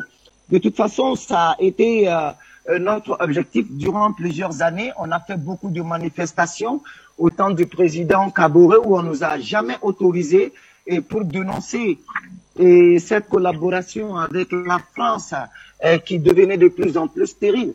Alors que Damiba et nous écoute, que Damiba, parce que nous on attend de lui, nous attendons de lui. Je pense que c'est des questions, c'est possible parce que moi, je me suis dit après quand mon camarade Nestor m'a informé qu'on nous a donné l'autorisation et quelque part dans ma tête, est-ce que c'est pas pour nous tester, voir notre force de frappe? Quand tu dis la France dégage, on veut plus de la France, est-ce que c'est pas pour voir si ces hommes ont vraiment du monde derrière eux? Est-ce que c'est pas quelque part pour prendre la température du peuple vis-à-vis de cette question avec la France? Mais pour moi, cette question n'aurait pas dû être dans la tête de nos dirigeants, parce qu'on a vu comment les populations de Kaya ont bloqué le convoi militaire de l'armée française. Et ça a commencé à Bobo Dioulasso ici, au niveau du port sec, où nous sommes sortis et nombreux avec nos camarades. On allait au niveau du port sec pour empêcher le convoi de passer. Après, il y a eu des tractations, la gendarmerie est venue, a intervenu. Après, on a laissé le convoi, mais ça a continué. Le convoi a été à plusieurs fois contesté. Et donc, si, et même au niveau des villages, les gens sont conscients que l'avenir du pays ne se trouve plus avec cette collaboration française, il y a des questions qui vont se poser. Moi, aujourd'hui, ma préoccupation, c'est la réussite de l'activité de demain. Demain, si on arrive vraiment à avoir au moins 40 000 personnes au niveau de l'Institut français jusqu'au gouvernorat, ça va faire du bien et les hommes politiques sauront également que cette question n'est plus à discuter, c'est quelque chose de très sérieux où il va falloir réfléchir. Donc, il faut aller étape par étape parce qu'à plusieurs reprises, et quand on a voulu manifester contre la France, on n'a jamais eu l'autorisation. Et cette fois, c'est le peuple qui a été insulté par un représentant. Donc, du coup, ça nous donne un peu plus de crédit. Il faut aller étape par étape. La France va dégager, c'est clair. Et c'est l'objectif de cette génération. Et même si par malheur, cette génération n'arrive pas, la génération suivante va réussir ce combat. C'est devenu un devoir. Et la France sait aujourd'hui à quel point elle est impopulaire en Afrique. Moi, j'ai des amis français qui m'appellent souvent, qui me demandent « Mais c'est quoi ces sentiments anti-français ?» Je leur dis « Non, on n'a rien contre le citoyen français, c'est pas contre la race française, c'est contre le système, la politique France-Afrique qui n'a pas aidé l'Afrique, qui a vraiment mis l'Afrique et qui a vraiment joué sur l'Afrique.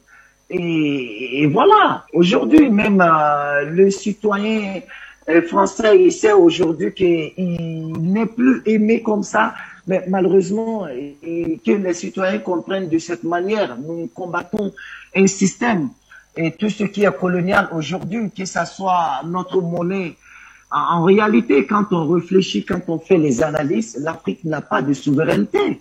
Si la monnaie que vous consommez, vous n'avez pas droit, vous n'avez aucun droit sur cette monnaie, même votre sécurité quelque part, vous êtes surveillé par une armée française. Et c'est pas sérieux. Même ce que vous arrivez à vendre à la France, c'est elle qui impose ses prix. Mais on ne peut pas grandir comme ça. Aucun pays ne peut se développer. Et de cette manière, on est chaque fois victime d'injustice sur tous les plans. Donc franchement, il faut la rupture complète de ces accords assassins qui priment les peuples africains. Nous, les Burkinabés, peut-être on est moins menacés quelque part et la France a moins d'intérêt au Burkina Faso, par exemple, par rapport à un pays comme le Gabon, un pays comme la Côte d'Ivoire. Un pays comme donc ce combat doit être vraiment panafricain, ça doit venir de toute la jeunesse africaine, de toute la classe politique africaine. De toute façon, l'actualité est en train de nous donner raison aujourd'hui. Ici, au Sénégal, l'homme politique qui fait l'unanimité, c'est un anti-système français et c'était, pour moi, c'est un signe lancé à tous ces hommes politiques qui ont des ambitions de pouvoir à comprendre que désormais, pour vraiment avoir l'électorat en Afrique, il va falloir dire non à la France et même à la France. Et les candidats qui auront signé ou précisé très bien avec exactitude le divorce avec la France auront vraiment des avantages assez nets sur les autres candidats. Ça c'est clair. Donc que Damiba nous accompagne, que Damiba commence à prendre conscience, tout va dépendre aussi de notre activité. Les autres fois, on a été gazé à coups de gaz lacrymogène et cette fois-ci, nous avons l'autorisation à Bobo Dioulasso, à nous de faire cette manifestation et de réussir, à nous vraiment de réussir cette mobilisation, de réussir l'organisation. Je pense qu'à partir de ce moment, ils vont nous prendre au sérieux. Et de toute façon, je vous l'ai dit lors de ma deuxième intervention, si les politiques ne nous prennent pas au sérieux, au finish, nous allons mettre et fixer la pression sur les hommes politiques à ce qu'ils tranchent sur cette question avec la France. Merci à vous, cher James Dembélé. Je reviens vers vous. Monique Yelikam, on a beaucoup parlé de sauvegarde de l'État en ce qui concerne la prise de pouvoir de Paul-Henri Sandaogo Damiba. S'il fallait faire un bilan uniquement, tout d'abord sur le plan... Est-ce que Monique Yelikam est toujours là? Oui, je suis là. Eh bien, allô? La question est simple. Si, pour vous, il fallait faire un bilan, Monique Yelikam, depuis l'arrivée au pouvoir de Paul-Henri Sandaogo Damiba, parce que on le dit depuis le début de cette émission, lui-même l'a d'ailleurs répété, il a pris le pouvoir pour sauvegarder en quelque sorte la République. Mais s'il faut faire un bilan en quelque sorte de mi-parcours d'après vous, sur le plan sécuritaire, comment qualifieriez-vous le bilan de Paul-Henri Sandaogo Damiba? On peut regarder le postulat de Paul-Henri Sandaogo Damiba le 24 janvier 2022. À la prise du pouvoir, il nous a fait le postulat suivant. Premièrement, lutter contre l'insécurité, lutter contre la corruption et veiller à la réconciliation. Donc, en priorité, pourquoi nous avons cautionné, nous avons fini par accepter? Parce que toute la population, et comme nous d'ailleurs au sein du parti, nous étions exacerbés par l'insécurité grandissante. Donc, comme il nous a présenté un postulat de lutter contre l'insécurité, c'est ce qui lui a valu la caution du peuple. Au bilan, 6 mois après, le bilan que nous faisons, c'est sur la base des statistiques, de la fréquence, de l'intensité des attaques et les conséquences humanitaires qui en découlent, c'est-à-dire les morts civils, les MTS et le nombre croissant de déplacés. Et lorsqu'on analyse ces statistiques, la situation s'est dégradée. La situation sécuritaire s'est aggravée. Elle devient même complexe. C'est ça le bilan. Donc, nous sommes très loin du rendez-vous de la sécurité. Nous sommes très loin des aspirations du peuple. C'est-à-dire qu'aujourd'hui, nous sommes dans la désillusion. Merci à vous, Monique Gilikam. Nestor Podassé, le mouvement qui lance donc cette grande manifestation pour demander à la France de partir, qu'est-ce qui a inspiré son nom?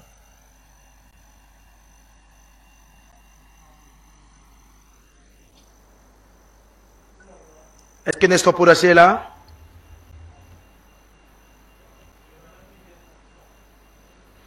Eh bien, Nestor Podassé, je le disais, qu'est-ce qui a inspiré le nom donné à cette grande coalition du M30 qui a pour objectif de faire partir la France du Burkina Faso? Ce qui a inspiré cela, c'est le rassemblement, parce que nous sommes déjà dans le combat panafricaniste il y a très longtemps. Et elle aussi, Madame Yeli, est dans la bonne politique il y a un peu longtemps. Mais nous tous, à partir de 2020 en allant, nous avons dit que la France doit quitter le Burkina Faso. Et moi-même, à cause de ça, en 2019, certains médias m'avaient privé d'intervenir dans les chaînes au Burkina ici. Mais quand l'ambassadeur nous a insultés, ça nous a en même temps sonné une révolte en nous. Et nous nous sommes retrouvés rapidement de concertation et de façon consensuelle. Nous avons décidé de donner le M30 qui est le mouvement du 30 juillet 2022. Et le Naba Ourobo, c'est un nom d'un de nos rois Mossé à Ouagadougou, qui était un guerrier, qui était opposé aux Blancs, qui avait refusé toute compromission avec le colon. Et à cause de ça, il a été chassé par l'armée coloniale. Il s'est replié au Ghana pour se préparer pour venir chasser les Blancs. À son retour, les Blancs français sont allés négocier avec les Blancs anglais pour qu'ils abandonnent leur allié qui est Boukari Koutou, pour que Boukari Koutou ne vienne plus reprendre Ouagadougou. Donc, il va mourir en martyr au Ghana. Son deuil et ses funérailles ne sont pas faits selon les coutumes de Mouaga. Et je dirais que c'est une élection qui s'abat sur le Burkina Faso. Donc, il est temps qu'on ressort cette histoire historique véridique. En plus de ça, nous avons eu Thomas Sankara, qui a voulu donner la dignité au Burkinabé, lui aussi lâchement assassiné. Donc, c'est maintenant nous de nous assumer pour redonner l'intégrité du Burkina Faso au Burkinabé. Donc, le combat n'est pas pour Yeli, n'est pas pour moi, n'est pas pour James. Le combat, c'est pour tout le peuple burkinabé, sans exception. Merci à vous, Nestor Podassé. Mais on n'espère pas que la malédiction de Naba Ourobo soit en train de s'abattre sur les bébés. Je peux vous expliquer que... Allez-y, Monique Gilikam. Alors, le combat, ce n'est pas le combat de Kamili Monique. C'est le combat de notre génération. Et aujourd'hui, nous sommes en face, il y a un défi absolu à relever. Le Burkina Faso a un défi à relever parce que nous avons fait le constat d'une défaite, d'une impuissance publique au sein de la gouvernance du Burkina Faso. Depuis les indépendances jusqu'à ce jour, le Burkina Faso a eu 7 régimes politiques. Aucun régime politique n'a achevé son programme. Tous ont été renversés par des coups de force. Alors, aujourd'hui, nous remontons l'histoire pour réécrire et restaurer la mémoire de ce dernier résistant qui est Naba Ourobo. Parce que la défaite est due à quoi? Nous l'avons analysé. Et nous allons au combat, pas en étant dans l'obscurité, dans l'ignorance. Nous allons au combat sur la base des connaissances historiques, les connaissances de notre histoire, les connaissances géopolitiques et géostratégiques. Nous allons pour relever le défi sur la base de ces connaissances-là, parce que nous savons qu'il y a défaite dans notre nation, impuissance publique, parce que nous avons aujourd'hui le défi de l'intégrité à relever. Nous voulons des hommes politiques qui sont probes, qui sont intègres, qui sont de vrais patriotes. Et tous les jours, il est évoqué l'incapacité et les moyens. Alors que ça, c'est dû au manque de souveraineté. Une souveraineté qui permet de faire des choix optimaux, qui permet de faire des choix en connaissance de cause et qui respectent des choix, qui respectent la souveraineté et les intérêts de la population. Donc, tant que nous n'aurons pas la souveraineté pour agir, nous n'allons pas pouvoir vaincre l'impuissance publique ni vaincre la défaite. Et c'est pourquoi nous, étant conscients de cela, nous, nouvelles générations, nous voulons une nouvelle race. Et nous prônons et nous revendiquons que nous sommes cette nouvelle race-là, cette nouvelle classe politique, cette nouvelle classe de citoyens engagés qui va au front en connaissance de cause pour relever les défis. Et maintenant, nous allons pour combattre et vaincre. Et nous allons vaincre pour la mémoire, pour honorer la mémoire de nos héros déchus.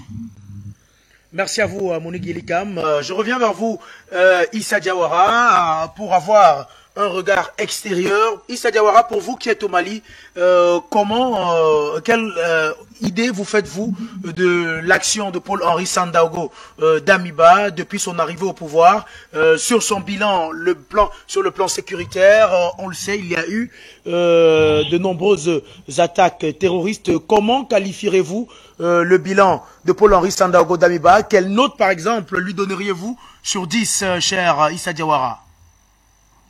3 sur 10. Ça n'engage que moi, vous avez dit ma personne. La note, elle est sévère. Moi. Oui, je le dis 3 sur 10, elle n'est pas sévère pour moi. Pour moi, j'ai été beaucoup clément. Il fait du surplace. Est-ce que le Burkina a gagné du terrain? Je ne crois pas. Ne pas gagner du terrain est une chose. Mais il faudrait donner l'espoir au peuple burkinabé de pouvoir gagner le terrain dans les temps. C'est-à-dire, quand tu te donnes de certains moyens dans les temps, on peut constater que là, tu es en train de gagner. Est-ce qu'il a adopté une politique qui lui permet de gagner du terrain? Il avait promis, je crois bien, 5 à 6 mois, je pense qu'il a atteint cela. Est-ce que les résultats sont là? Moi, je ne crois pas beaucoup. Vous savez, il y a mon frère Dambélé qui a parlé surtout de l'autorisation des marchés. Donc, il n'autorise pas cette marche pour voir si vous pouvez ou pas. C'est pas de mon avis. Je pense que les manifestations contre IBK, nous avons été, d'abord, au tout début, nous avons été 30 personnes à organiser une marche. Ce n'est pas le nombre qui intéresse Damiba. Vous savez, ne pas interdire une marche communique beaucoup plus autoriser la marche. L'interdiction de la marche communique beaucoup plus, en tout cas, l'autorisation de la marche. Parce que vous interdisez, vous risquez de voir les gaz lacrymogènes. Ça prend le monde entier, ça communique beaucoup plus. Donc d'abord, il a peur de cela. La deuxième chose qui a fait peur à M. Damiba, c'est quoi? Je vais vous le dire. C'est que M. Damiba, en interdisant une marche des gens qui veulent que vous expliquiez l'ambassadeur de la France. Et on sait que c'est un début de partenariat avec la Russie. Il risque de frustrer la Russie. Il risque de fâcher la Russie aussi.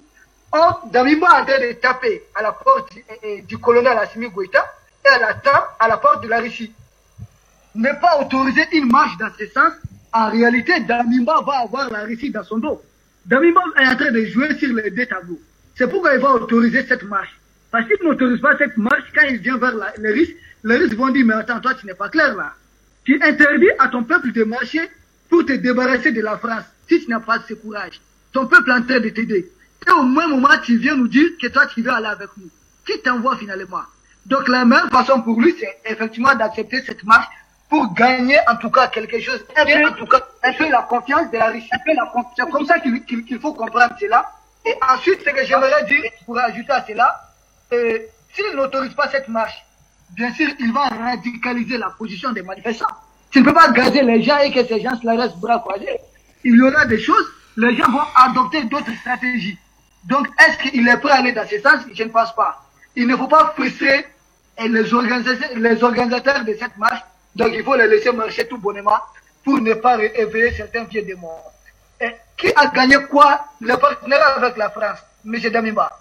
La question, M. Junior, qu'il faut poser, c'est quel est le pays africain qui a gagné quoi avec la France dans un cadre de partenariat? Qui a gagné quoi? Qui s'est développé avec la France? Ça n'existe pas. Mais par contre, tout le monde a perdu quelque chose. Chacun de nous a perdu. Si nous sommes dans l'état où nous sommes actuellement, c'est à cause de la France. C'est la France qui a fait arrêter Modibo Keïta par Moussa. Si le Burkina est dans cet état, c'est à cause de la France. C'est la France qui a fait arrêter Thomas Sankara. Chaque pays africain, si nous sommes dans ça, nous mangeons dans nos plats de midi les misères causées par la France. Et dans tout ça, est-ce que la France a perdu ou a gagné? C'est la France qui gagne. Nous existons pour faire gagner la France. Si la France est dans le G7, c'est parce que nous sommes là. S'il n'y a pas l'Afrique, la France ne sera jamais membre du G7. Et la France, pour rester dans le G7, il faut continuer à entretenir l'Afrique. Il faut continuer à piller l'Afrique. Il faut continuer à diriger politiquement l'Afrique, avoir des marionnettes à la tête des États africains qui vont continuer à garantir les marchés aux entreprises françaises, qui vont continuer à justifier la présence des armées françaises sur notre territoire en faisant croire que nos armées sont faibles et que nos armées sont obligées, ont besoin d'une assistance éternelle. C'est de cela qu'il est question. La France n'a besoin qu'il y ait de tels hommes à la tête des États. Monsieur Damiba, tant que tu as ton peuple, il ne faut pas avoir peur. Avec ton peuple, rien ne peut t'avoir. Rien. C'est la manifestation du peuple malien du 14 janvier qui a donné le courage aux colonels du Mali. Il faut qu'il fasse confiance à son peuple. Seul son peuple peut le protéger. La France ne pourra jamais le protéger. Écoute ton peuple. Tu es du Burkina, tu es sorti de leurs entrailles. Et tu retourneras ta vie. La fin de ta vie, ça serait entre les mains des Burkinabés et jamais entre les mains des Français. Nul n'aura une tombe en France qui te demande de payer le droit de la terre. Ça n'existe pas. C'est ici nous avons notre cordon ombilical. C'est ici que nous allons terminer nos vies. Donc tâchons de laisser nos empreintes. Monsieur Damima, il ne faut pas avoir peur. Ton peuple avec toi, mets la peur de côté. La France ne pourra jamais t'atteindre tant que tu es avec ton peuple. Mais si tu n'es pas avec ton peuple et que tu ne fais pas bien le jeu de la France, vous jouez sur les deux tableaux de bord. La France aura des doutes, la France même va vous déposer. La France a toujours mal remercié les gens qui ont travaillé pour lui. C'est de cela qu'il est question. J'espère que le frère Damima va capter le message, il va saisir le message, et je demande au peuple burkinabé de continuer. Il faut insister, ça viendra. Insister, et même votre insistance va pousser la France à demander un peu à ces terroristes de reculer un tout petit peu. Parce que les terroristes, les djihadistes, ne sont que les hommes de la France. Les djihad n'existent pas. Le djihadisme, ça n'existe pas. C'est du faux. C'est un mot que les Français ont manipulé à leur guise. Ça n'existe pas. 2 jours de budget de guerre, c'est des centaines de millions. Ces gens-là, les petits bergers, n'ont pas les moyens. C'est la France qui est derrière eux. Ces djihadistes-là ne font que retarder l'émancipation de la France. Ce sont des mercenaires qui ont été créés avec de fausses idéologies pour mettre en retard, pour retarder l'éveil des Africains, pour justifier l'occupation des pays africains par des puissances tiers. Parce que si ces terroristes n'avaient pas été là, qu'est-ce que les armées françaises vont chercher ici? Donc les terroristes-là, les djihadistes-là, ne sont qu'en mission pour nous mettre en retard. Malheureusement, ce sont les frères maliens qui tombent, des frères burkinabés qui tombent, des Nigériens qui tombent, et entre nous-mêmes, nous sommes en train de nous combattre. Finalement, je me demande qui sommes-nous? Réveillons-nous, peuple d'Afrique. Donnons-nous la main. Tout ce qui s'est fait, c'est contre nous. Prenons notre destin en main. Le blanc, là, il ne développera aucun pays africain. C'est lui qui vous a enduré 4 siècles d'esclavage. Qu'est-ce que vous attendez de lui? C'est lui qui vous a colonisé, il vous a traité comme âne. Qu'est-ce qu'on attend d'eux? C'était quelle histoire? Ceux qui nous ont colonisés, comment vous voulez que les perviers aident les poussins à grandir? Ça n'existe pas. Aucun poussin ne grandira entre les mains d'un épervier. Ça ne se fera jamais. J'avais été un peu long. Je m'excuse. Je salue mes frères du Burkina. Ils ont tout mon soutien. Merci. Merci à vous également, Issa Diawara. Nestor Podacé, au vu de vos différents avis, vous avez été un peu dur, et même très dur parfois, avec le président de la transition, le lieutenant-colonel Paul-Henri Sandaogo Damiba. Est-ce que, d'après vous, il y a moyen pour lui de faire un retour en arrière? Il y a moyen pour lui, bien sûr. Il y a moyen pour lui.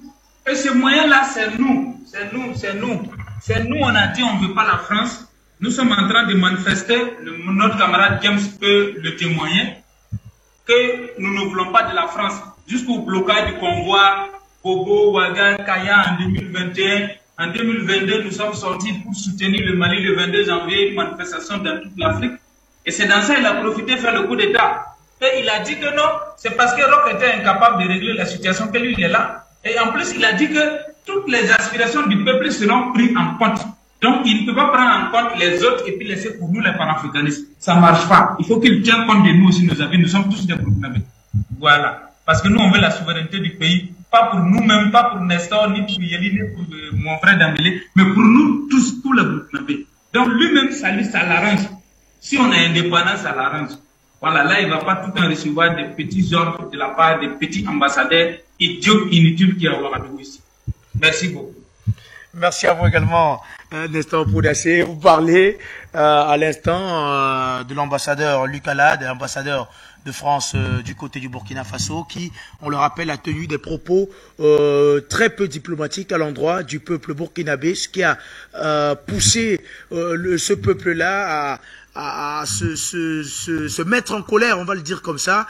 Monique Yelikam est d'ailleurs l'une des personnalités, des premières personnalités de poids à avoir réclamé le départ de Luc Alade. Nous sommes pratiquement arrivés au terme de cette émission. On va permettre à chacun d'entre vous de dire un mot pour sortir. Eh bien, Monique Yelikam, que peut-on dire en prélude à ce qui va se passer demain, à ce grand mouvement, à ce grand rassemblement du peuple burkinabé? Ce grand rassemblement va marquer l'histoire du Burkina Faso. Nous sommes déterminés à nous assumer, à nous faire respecter, à mériter notre souveraineté nationale en allant au combat plus que jamais. C'est maintenant la libération du Burkina Faso et de l'Afrique. Au lieutenant-colonel Paul-Henri Sandaogo Damiba, nous l'appelons à se rallier du côté du peuple pour exiger le droit à la liberté, à la souveraineté du peuple burkinabé, de gérer librement ses politiques étrangères et toutes ses politiques de développement. Alors, nous exigeons, je rappelle les points, nous exigeons le départ immédiat et sans condition de l'ambassadeur de France. Nous exigeons la rupture des accords, notamment l'accord initial du 24 avril 1964, accord de coopération militaire et tous les avenants successifs.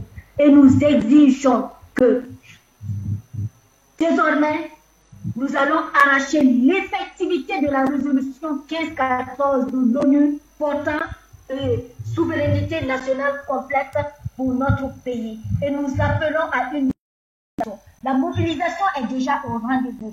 Et nous allons écrire l'histoire de la libération de l'Afrique, l'histoire de la libération du Burkina Faso. Et cette lutte est irréversible, irrésistible, non négociable. Et nous avons déjà la victoire et nous avons la conviction que demain, c'est une autre histoire qui commence à cette heure-ci au Burkina Faso.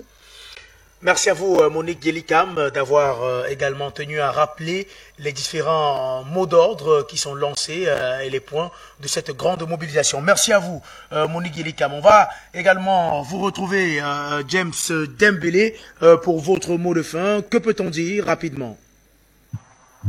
Voilà, ce qu'on peut dire d'abord, c'est d'inviter les populations à sortir massivement.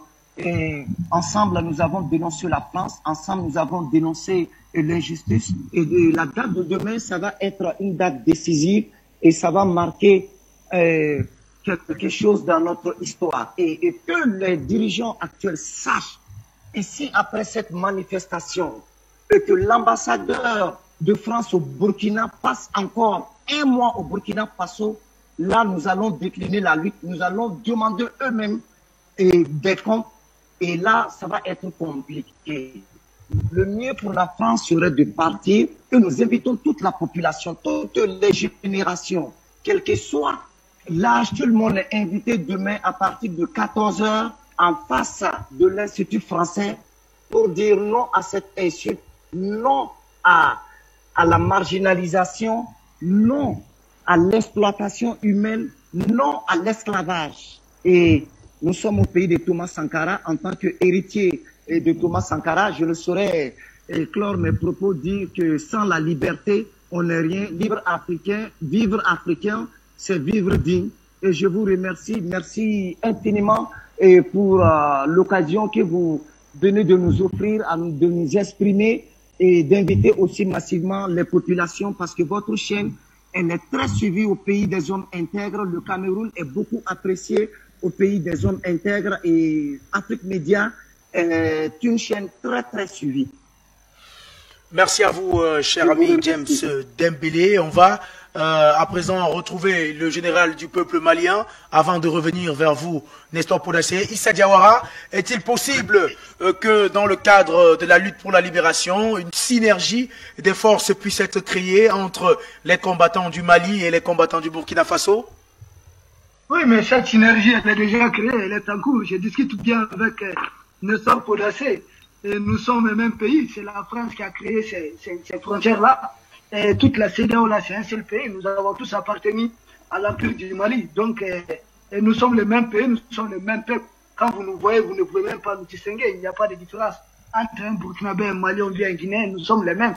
Ce sont les Occidentaux qui ont partagé l'Afrique à la suite de la conférence de Berlin de 1885. Ils nous ont partagé sans demander notre avis. Qui sont-ils? Ces frontières-là, un jour, nous allons les casser, nous allons les faire tomber. Donc, nous sommes un peuple, nous sommes un grand peuple.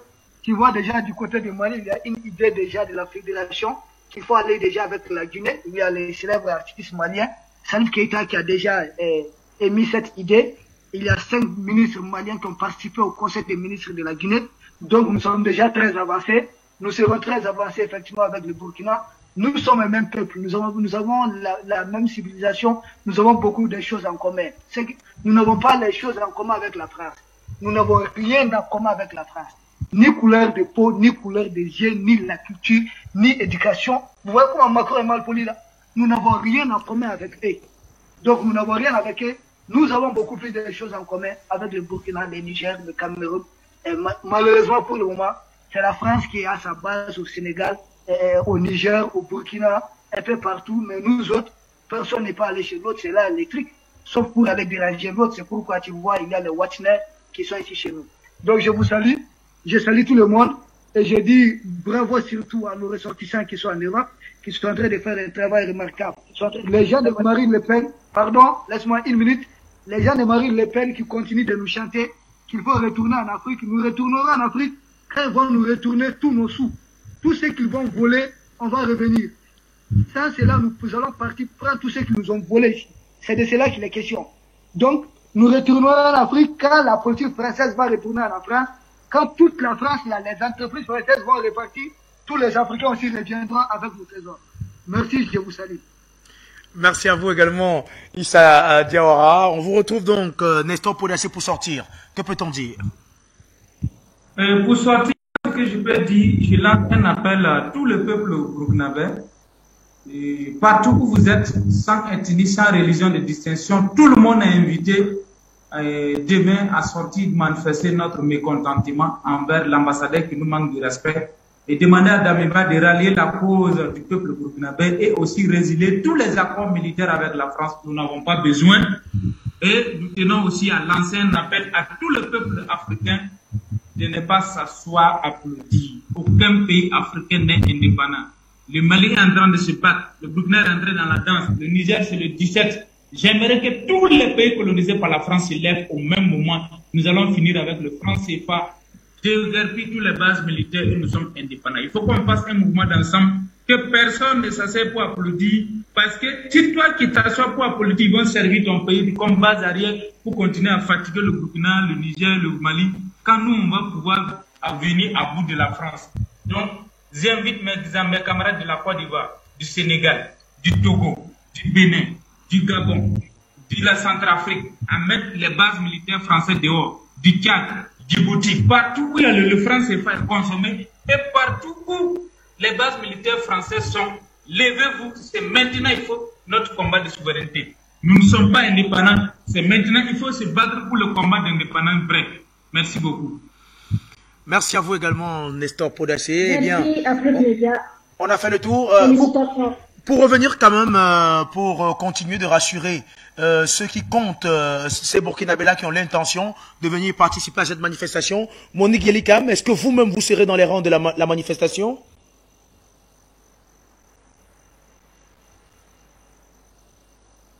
De rang. On n'a pas suivi la réponse. J'y serai et j'appelle, oui, et j'appelle l'ensemble de la population. Et nous avons fait une grande sensibilisation dans les carrières, dans les quartiers et dans l'arrière-pays. Nous les appelons tous. Et nous avons des jeunes qui se sont mobilisés dans les régions qui sont en train de venir cette nuit-là pour se rejoindre à nous. Et la manifestation, le rendez-vous est déjà de taille. La mobilisation est gigantesque et vous verrez, demain, nous sommes en train d'écrire une nouvelle page de l'histoire du Burkina Faso. Merci à vous, Monique Yelikam. En tout cas, à ceux qui hésitaient, Monique Yelikam sera elle-même présente dans la mobilisation pour donner l'exemple, pour donner le ton. Merci à vous d'avoir répondu présent à cette invitation. Monique Yelikam, Nestor Podassé, James Dembélé et Issa Diawara. Nous sommes donc arrivés au terme de cette édition. Merci de nous avoir accompagnés. Merci, chers téléspectateurs, de nous avoir suivis. On va également passer le bonsoir au docteur Raoul Fotso depuis le Cameroun qui était bien évidemment scotché. Merci de continuer de suivre les programmes d'Afrique Média. Mesdames, Messieurs, bonsoir.